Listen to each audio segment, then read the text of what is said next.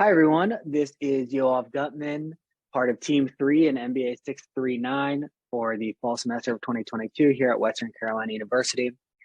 Today, we'll be talking about information systems and shipping companies, comparing three very well-known companies and the financial impact in general and specifically related to their investment in information systems. Before I hand it off to some of my colleagues, I want to just go over what we'll be talking about. So our introduction to who we are, an introduction to the firms, some financial analysis results, summary, and everyone's favorite, our bibliography. In terms of why we chose this project and the introductions is we're looking at why different firms are successful or unsuccessful in deploying information systems and how it impacts their bottom line, their operations, and their overall strategy. So we'll be diving into FedEx, DHL, and UPS. Of course, everybody knows those, and illuminating a little bit about their overall strategy and investments. Before I hand it off to my wonderful colleagues, I just want to introduce everybody. Kathleen De La Torre, who we've appointed as the chairperson of the board. Josh Simpson, our COO. Like I said, I'm Yoav Gutman, our CEO, and our lovely CFO who's going to kick things off is Justin Spear. First, we'll start with firm introduction. Hello, this is Justin Spear reporting for FedEx. FedEx was a company that was originally founded in Oklahoma in early 1970s, and their customer service was an industry first to be automated just a short 7 years after their founding. Since their founding, they implemented what's referred to as Cosmos, which tracks packages in real time via digitally assisted dispatch systems, or DADS, computer terminals, and handheld devices called super trackers that track each shipping step as it occurs. This technology is actually what enables consumers to view their tracking information online today when you log into their website. Their system is so robust that FedEx actually guarantees accuracy within 1 minute or they'll pay the shipping costs. During its inception, Cosmos cost nearly $30 million to implement through the 1980s, but was eventually justified with about $130 million annual savings through increased operational efficiencies that it afforded them. In the year that it debuted, FedEx's profit margin rose almost 1% annually. Command and Control is a satellite-based ground operations system that interlinks with NASA weather services to provide fast and safe travel route recommendations. And this also enables them to mitigate disruptions due to weather with artificial intelligence algorithms in order to determine the next available route. Picture-proof of delivery is a critical tool that was developed such that they could help prevent losses and fraud. And it was actually an industry first as well, in the sense that it's not betrothed to a given vendor such as Amazon, who provides the same service but has their own shipping company, whereas FedEx does not have that luxury. Koros is a multi-year partnership with Mercedes-Benz that aims to reduce shipping times and errors via machine learning and AI algorithms. It represents the next evolution of FedEx's own Cosmos system from the 80s and is primarily aimed at last mile delivery refinements. And finally, DataWorks leverages FedEx's existing data from the roughly 18 million packages that they ship daily in order to refine the routes, identify problems, and eliminate fraudulent transactions. This initiative is targeted at improving customer satisfaction, reducing transportation costs, and working towards a carbon neutral footprint by 2040. Hello, this is Kathleen. I am talking about DHL. DHL is an abbreviation for the initials of the founders, Larry Hillblom, Adrian Dalsey, and Robert Lynn. It was founded in 1969 to transport shipping documents between San Francisco and Honolulu, and expanded into one of the few international couriers in the 1970s. Bonn, Germany-based Deutsche Post purchased DHL in 2002. Deutsche Post is known for its powerhouse logistics group. DHL, as the company is now known, has 5 divisions: Express, where DHL was absorbed, Global Forwarding and Freight, Supply Chain, E-commerce Solutions, and Post and Parcel Germany. In 2009, DHL ceded the U.S. domestic pickup and delivery service to rivals UPS and FedEx. DHL kept some very limited domestic service in the United States using the post office for final delivery. After the decision to leave the U.S. parcel market, DHL focused on standardizing processes and systems for the U.S. international business segment. The system was known as Express Global Application Portfolio, or EGAP. The standards were implemented in the Asia-Pacific region, the Middle East, Africa, and South America. EGAP is the equivalent of an enterprise resource planning system. The executive vice president of IT services said, "It's a homegrown version of a combined ERP, CRM, SCM, consisting of commercial and internally developed and integrated solutions." In 2018, DHL changed its mind and decided to get back into last-mile delivery in the U.S.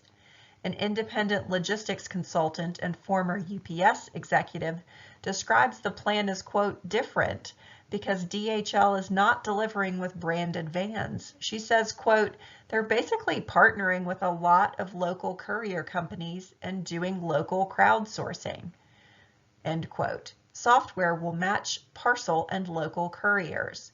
DHL says, quote, it does this via a bespoke software platform. In 2019, DHL planned to make a $2.2 billion investment in digital initiatives through 2025.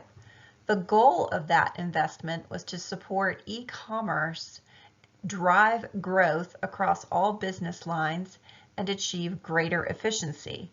The expectation is that this $2.2 billion investment would increase operating profit to $5.8 billion in 2022. As an aside, profit from operating activities was 6.5 million euros as of the 9 months ending September 30, 2022, and that is equivalent to $6.4 million.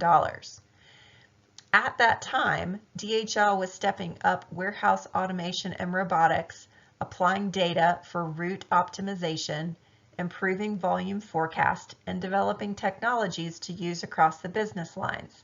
This was all in an attempt to stave off, quote, digital-focused startups trying to siphon away business with technology targeting the shipping world, according to CEO Frank Appel.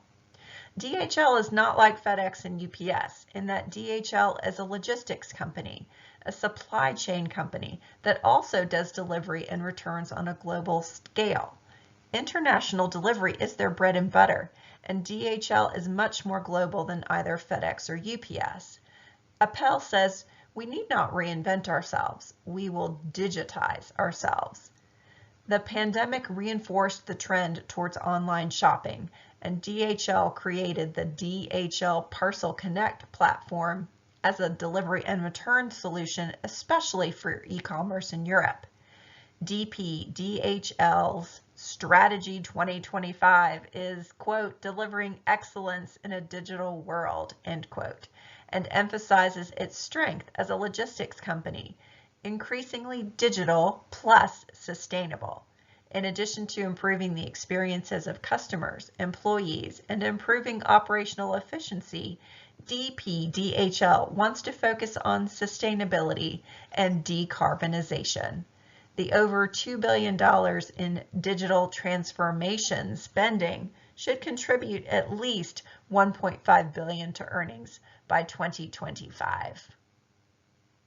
The financial impact of information technology has been worth a $1 billion investment for UPS. UPS can save up to $50 million a year per mile reduced. After the launch of NPS in 2020, UPS is expected to reduce expenses by an additional 100 to 200 million. UPS realized its initial savings with the original launch of Orion by reducing 8 miles per driver. UPS hopes to minimize drive miles by an additional 2 to 4 through 2023. These reductions will be needed as UPS expects demand to grow by 20% by the end of 2023, outpacing UPS's capacity. Thanks, Josh. We're going to keep rolling into the financials of these firms here, and we can see some of the impact of these investments. So what we did is put together some of the key financial metrics for each of these firms from 2019 to 2021, and I'm going to highlight a few of these. The first, we're going to start with FedEx. And you heard from Justin about their investment in SenseAware in 2020, their focus on reducing jet fuel through their AI-driven route optimization, and their effort on reducing their lost packages, potential $30 million exposure. And for them, the takeaway is actually really great, right? We see that net profit margin, over 100% year-over-year growth, some really healthy metrics, especially in 2021, and no signs of really slowing down.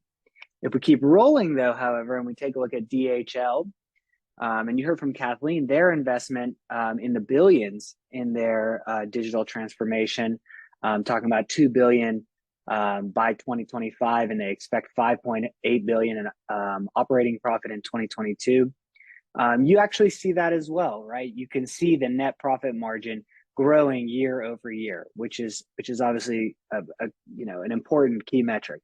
However, there is a red flag when you're talking about their inventory turnover, because either their cost of goods sold is decreasing or their inventory is increasing, which would be opposite, or the opposite intent and results of an information systems investment, right? There could be a lot of reasons for this, but one or two that we're proposing is it might be related, not necessarily to the information systems investment, but to the collapse of DHL's forwarding and freight IT infrastructure renewal, or due to the CEO's departure coming up in May 2023, but potentially some chaos aligned to that.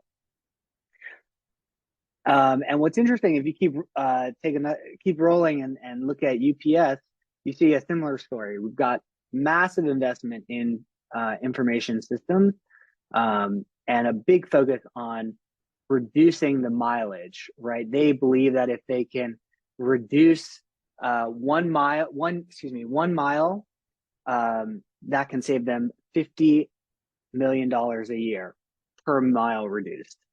And so we've got huge investments into digital transformation, into information systems, and that translates into a really nice profit margin. And of course, a return on equity as well, the net profit margin, the metrics that are circled in green or squared in green, especially. However, a similar situation arises when you're talking about the inventory turnover and the current ratio, similar to DHL. You would expect that reducing mileage would actually improve both of those metrics. However, they're not, right? They're kind of going the wrong way. The liabilities is increasing, or the inventory is not moving as fast as the cost of goods sold is increasing. So, right, that kind of tells us that while an information systems investment is key to these companies, it's not the whole story, right? There's other areas of the company that can be improved upon, and that an investment in information systems is an ongoing, continually improving process and strategy. In summary, we want you to go look at our attached handout, and we think you'll really enjoy it. As for the bibliography, we had a ton of sources, of course, 10K, things like that. I'll leave this up here for a second. Big thank you to our group, and thank you for your time. And if you have any questions, feel free to reach out to any of us.